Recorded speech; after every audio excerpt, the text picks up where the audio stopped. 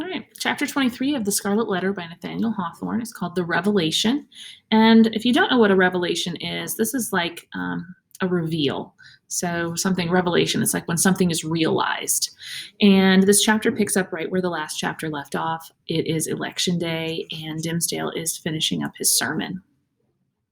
The eloquent voice on which the souls of the listening audience had been borne aloft, as on the swelling waves of the sea, at length came to a pause.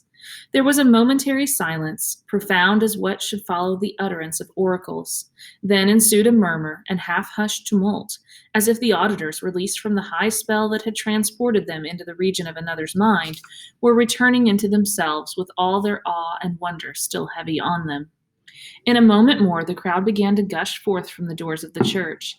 Now that there was an end, they needed other breath more fit to support the gross and earthly life into which they relapsed than that atmosphere which the preacher had converted into words of flame and had burdened with the rich fragrance of his thought. In the open air, the rapture broke into speech. The street and the marketplace absolutely babbled from side to side with applauses of the minister. His hearers could not rest until they had told one another of what each knew better than he could tell or hear. According to their united testimony, never had man spoken in so wise, so high, and so holy a spirit as he that spake this day, nor had inspiration ever breathed through mortal lips more evidently than it did through his. Its influence could be seen, as it were, descending upon him and possessing him and continually lifting him out of the written discourse that lay before him and filling him with ideas that must have been as marvelous to himself as to his audience. His subject, it appeared, had been the relation between the deity and the communities of mankind, with a special reference to the New England which they were planting in the wilderness. So Dimsdale's sermon is over, and the people are talking about how great it was. It says, never had a man spoken so holy as he just did. Never had heaven sent inspiration through a human as it did just now. And the topic that he preached about was the relationship between the deity, meaning God, and the communities of mankind, in particular, Boston. And as he drew towards the close, a spirit as of prophecy had come upon him, constraining him to its purpose as mightily as the old prophets of Israel were constrained, only with this difference, that whereas the Jewish seers had pronounced judgments and ruin on their country, it was his mission to foretell a high and glorious destiny for the newly gathered people of the Lord. But throughout it all, and through the whole discourse, there had been a certain deep, said undertone of pathos, which could not be interpreted otherwise than as the natural regret of one soon to pass away. Yes, their minister, whom they so loved, and who so loved them all, that he could not depart heavenward without a sigh, had the foreboding of untimely death upon him, and would soon leave them in their tears. This idea of his transitory stay on earth gave the last emphasis to the effect which the preacher had produced. It was as if an angel, in his passage to the skies, had shaken his bright wings over the people for an instant, at once a shadow and a splendor, and had shed down a shower of golden truths upon them. Okay, so what was he preaching about? He preaches that New England, and Boston in particular, has a future of high and glorious destiny. So he tells them all that the future is going to be great for them here. And through the whole sermon, it says that there was a certain deep-set undertone of pathos which could not be interpreted otherwise than as the natural regret of one soon to pass away. And so while he is preaching this, they can't help but feel like he's telling them goodbye, like maybe he's about to die. It's kind of strange that maybe he's telling them goodbye, or maybe I should say kind of fitting, considering their plan to leave tomorrow. Thus there had come to the Reverend Mr. Dimsdale, as to most men in their various spheres, though seldom recognized until they see it far behind them, an epic of life more brilliant and full of triumph than any previous one, or than any which could hereafter be. He stood at this moment on the very proudest eminence of superiority to which the gifts of intellect, rich lore, prevailing eloquence, and a reputation of widest sanctity could exalt a clergyman in New England's earliest days, when the professional character was of itself a lofty pedestal. Such was the position which the minister occupied as he bowed his head forward on the cushions of the pulpit at the close of his election sermon. Meanwhile, Hester Prynne was standing beside the scaffold of the pillory, with the Scarlet Letter still burning on her breast. So this paragraph tells us that at the end of Dimmesdale's sermon, he stands basically, it says, the proudest eminence of superiority that is possible, the widest sanctity of any clergyman. So when he has finished the sermon, he is like the top of the top of the top. They think there aren't any better. There's no one more holy. There's no one more saintly. There's no one more any of those things than Dimmesdale is right now.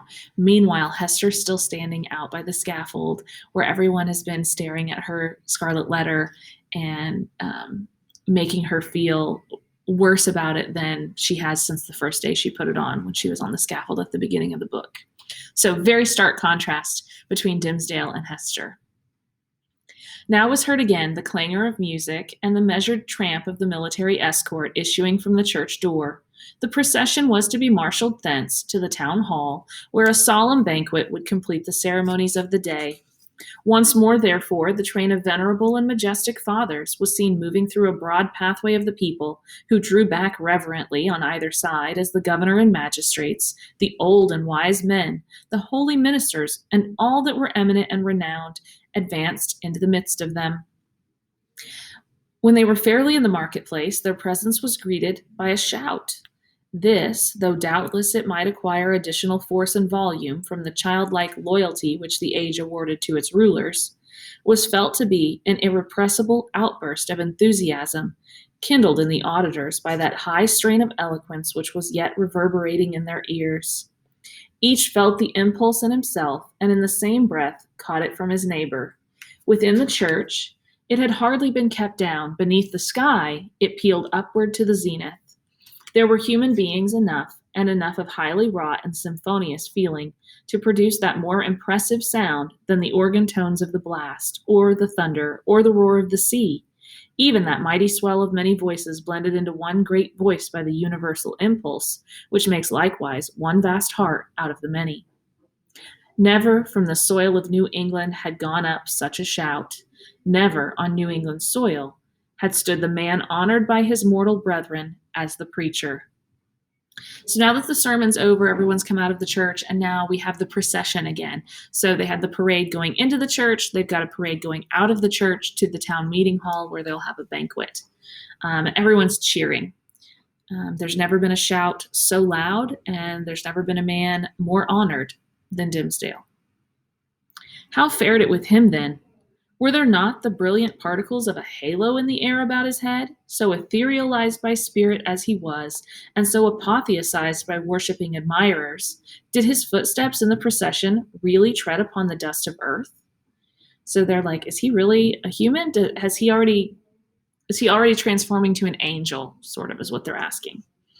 As the ranks of military men and civil fathers moved onward, all eyes were turned towards the point where the minister was seen to approach among them.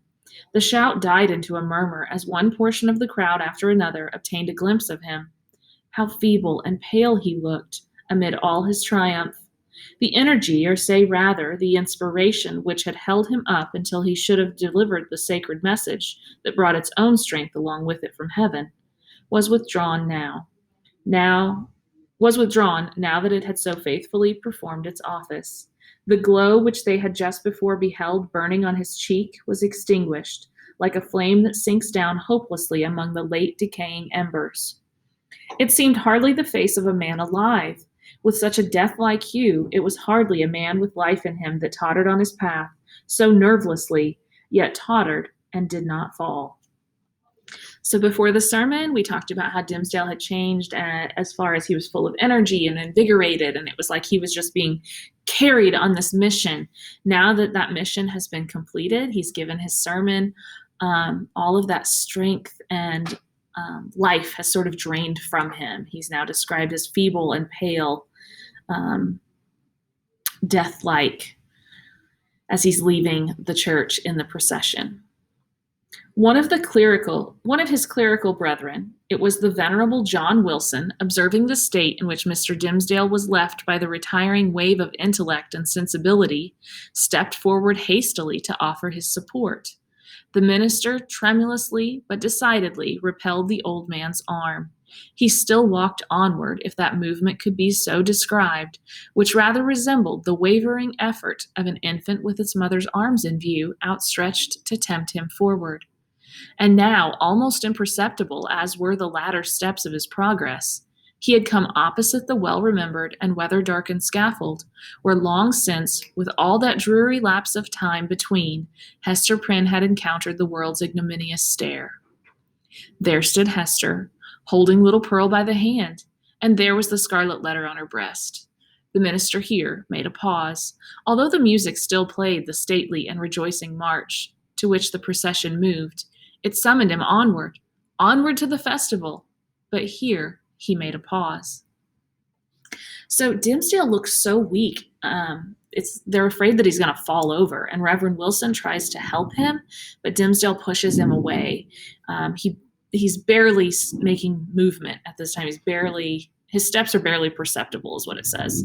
And he's come to the scaffold now, where Hester is standing with Pearl, and he's stopped. Bellingham, for the last few moments, had kept an anxious eye upon him. He now left his own place in the procession and advanced to give assistance, judging from Mr. Dimmesdale's aspect that he must otherwise inevitably fall. But there was something in the latter's expression that warned back the magistrate, although a man not readily obeying the vague intimations that pass from one spirit to another.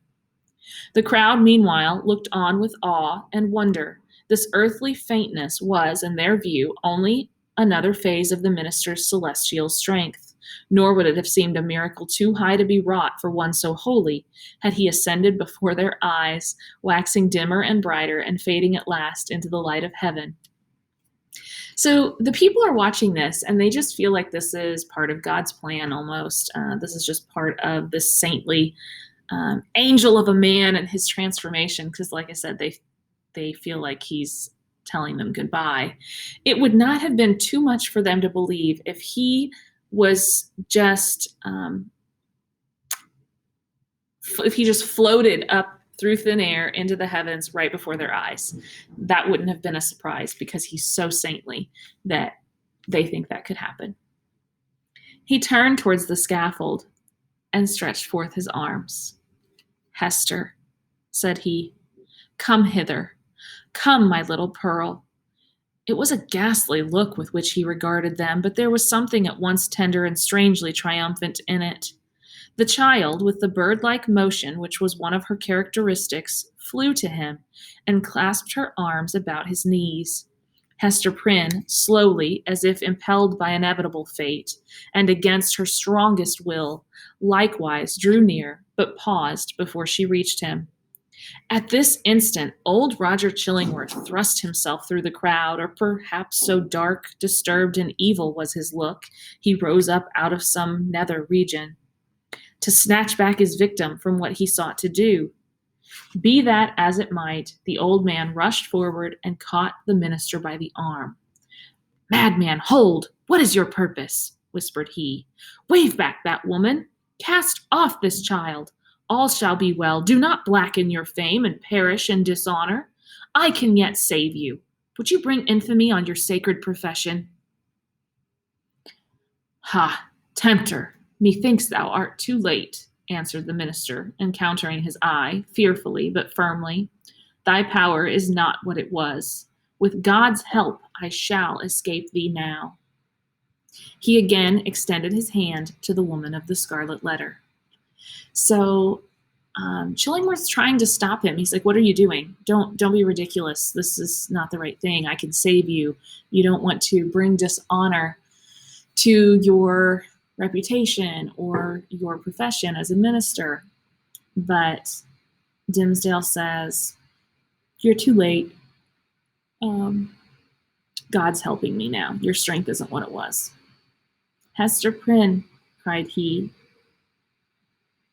with a piercing earnestness, in the name of him so terrible and so merciful, who gives me grace at this last moment to do what, for my own heavy sin and miserable agony, I withheld myself from doing 7 years ago. Come hither now, and twine thy strength about me. Thy strength, Hester, but let it be guided by the will which God hath granted me. This wretched and wronged old man is opposing it with all his might, with all his own might, and the fiend's. Come, Hester, come. Support me up yonder scaffold. The crowd was in a tumult. The men of rank and dignity who stood more immediately around the clergyman were so taken by surprise and so perplexed as to the purport of what they saw, unable to receive the explanation which most readily presented itself, or to imagine any other, that they remained silent and inactive spectators of the judgment which Providence seemed about to work. They beheld the minister, leaning on Hester's shoulder and supported by her arm around him, approach the scaffold and ascend its steps, while still the little hand of the sin-born child was clasped in his. Old Roger Chillingworth followed as one intimately connected with the drama of guilt and sorrow in which they had all been actors, and well entitled, therefore, to be present at its closing scene. Hadst thou sought the whole world, the whole earth over, said he, looking darkly at the clergyman, there was no one place so secret, no high place nor lowly place where thou couldst have escaped me, save on this very scaffold. Thanks be to him who hath led me hither, answered the minister. Yet he trembled and turned to Hester with an expression of doubt and anxiety in his eyes, not the less evidently betrayed that there was a feeble smile upon his lips. Is not this better, murmured he, than what we dreamed of in the forest? I know not, she hurriedly replied. Better? Yea, so we may both die, and little Pearl die with us? For thee and Pearl, be it as God shall order, said the minister, and God is merciful. Let me now do the will which he hath made plain before my sight. For Hester, I am a dying man, so let me make haste to take my shame upon me. Partly supported by Hester Prynne, and holding one hand of little Pearl's, the Reverend Mr. Dimmesdale turned to the dignified and venerable rulers, to the holy ministers who were his brethren, to the people whose great heart was thoroughly appalled, yet overflowing with tearful sympathy, as knowing that some deep life matter, which if full of sin, was full of anguish and repentance likewise, was now to be laid open to them. The sun, but little past its meridian, shone down upon the clergyman and gave a distinctness to his figure as he stood out from all the earth to put in his plea of guilty at the bar of eternal justice. People of New England, cried he, with a voice that rose over them, high, solemn, and majestic, yet had always a tremor through it, and sometimes a shriek struggling up out of a fathomless depth of remorse and woe. Ye that have loved me, ye that have deemed me holy, behold me here, the one sinner of the world, at last, at last. I stand upon the spot where 7 years since I should have stood, here with this woman whose arm more than the little strength wherewith I have crept hitherward sustains me at this dreadful moment from groveling down upon my face. Lo, the scarlet letter which Hester wears. Ye have all shuddered at it. Wherever her walk hath been, wherever so miserably burdened she may have hoped to find repose, it hath cast a lurid gleam of awe and horrible repugnance round about her. But there stood one in the midst of you at whose brand of sin and infamy ye have not shuddered. It seemed at this point as if the minister must leave the remainder of his secret undisclosed, but he fought back the bodily weakness, and still more the faintness of heart, that was striving for the mastery with him. He threw off all assistance, and stepped passionately forward a pace before the woman and the child. It was on him, he continued with a kind of fierceness, so determined was he to speak out the whole. God's eye beheld it. The angels were forever pointing at it. The devil knew it well, and fretted it continually with the touch of his burning finger. But he hid it cunningly from men, and walked among you with the mien of a spirit, mournful because so pure in a sinful world, and sad because he missed his heavenly kindred. Now at the death hour, he stands up before you. He bids you look again at Hester's scarlet letter. He tells you that with all its mysterious horror, it is but the shadow of what he bears on his own breast, and that even this, his own red stigma, is no more than the type of what has seared his inmost heart. Stand any here that question God's judgment on a sinner? Behold, behold a dreadful witness of it. With a conclusive motion, he tore away the ministerial band from before his breast. It was revealed. But it were irreverent to describe that revelation. For an instant, the gaze of the horror-stricken multitude was concentrated on the ghastly miracle, while the minister stood with a flush of triumph in his face, as one who, in the crisis of acutest pain, had won a victory. Then down he sank upon the scaffold. Hester partly raised him and supported his head against her bosom. Old Roger Chillingworth knelt down beside him with a blank, dull countenance, out of which the life seemed to have departed. "Thou hast escaped me," he repeated more than once. "Thou hast escaped me." "May God forgive thee," said the minister. "Thou too hast deeply sinned." He withdrew his dying eyes from the old man and fixed them on the woman and the child. "My little Pearl," said he, feebly, and there was a sweet and gentle smile over his face, as of a spirit sinking into deep repose. Nay, now that the burden was removed, it seemed almost as if he would be sportive with the child. "Dear little Pearl, wilt thou kiss me now? Thou wouldst not yonder in the forest, but now thou wilt?" Pearl kissed his lips. A spell was broken. The great scene of grief in which the wild infant bore a part had developed all her sympathies, and as her tears fell upon her father's cheek, they were the pledge that she would grow up amid human joy and sorrow, nor forever do battle with the world, but be a woman in it. Towards her mother, too, Pearl's errand as a messenger of anguish was all fulfilled. Okay, so this part's really important. It says that Pearl's spell was broken when she kissed Dimmesdale. Why does that make sense? Throughout the book, she hasn't trusted Dimmesdale. She spent a lot of time questioning, why does he keep his hand over his heart?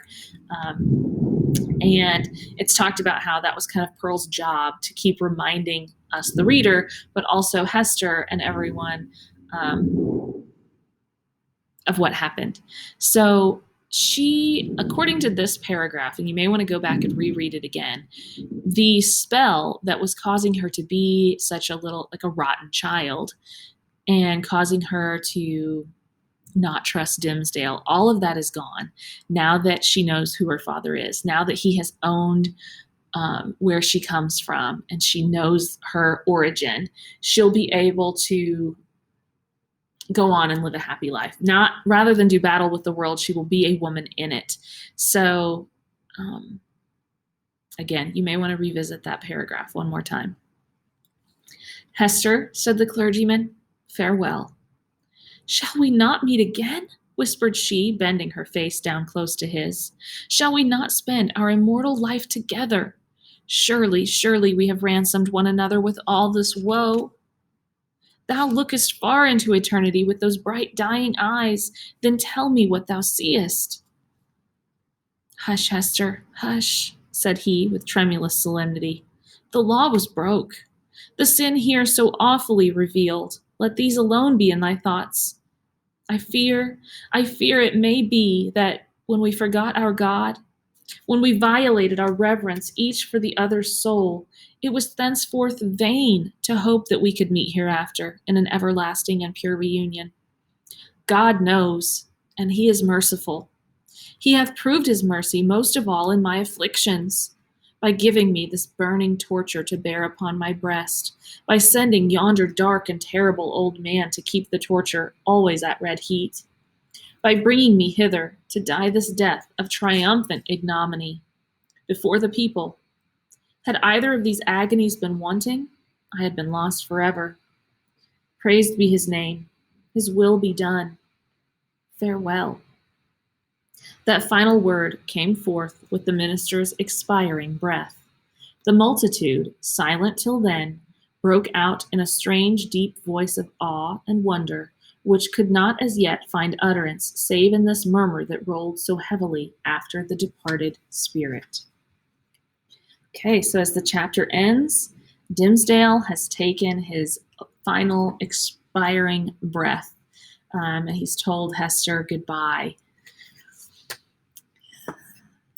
Okay, quick recap of the chapter. We have Dimmesdale's sermon, which is seen as a message straight from God or heaven. He's now more renowned than ever. And as he leaves the church, he's feeble and pale again. All of that strength that seemed to carry him on his mission is gone. He calls Hester and Pearl to help him up the scaffold, where he finally confesses his sin. He rips open his shirt and reveals something. We don't know. The author never tells us. It says whatever it is. It implies that God put it there, like he got what he deserved, kind of thing. Chillingworth, meanwhile, laments that the Reverend has escaped him. He says, there's nowhere else you could have escaped me. What does he mean by that? Well, by Dimmesdale confessing, this will allow him to possibly be forgiven and then, of course, go to heaven. Without that confession, we know that he would undoubtedly end up in hell. He would have been won over by the devil, which is what Chillingworth wants, because he wants Dimmesdale to be miserable, not just while in life, but for eternity. And now he's lost. He lost because Dimmesdale confessed. Pearl ends up giving the Reverend a kiss because she trusts him now. Now, all she has asked several times throughout the book is, will you stand with us tomorrow, hand in hand, me and my mother, in front of everybody? Will you do this? Will you do that? In front of everyone. Now he's done that. And so her spell as this demon child is broken. She knows where she comes from. She is going to be able to be, quote, normal now. And at the end, Hester asks if she and Dimmesdale are going to be together, as in, like, in eternity. And he says that there's no way. They can't, because what they did was wrong. And they just, that's not going to happen. And then he dies. And that's the end of the chapter.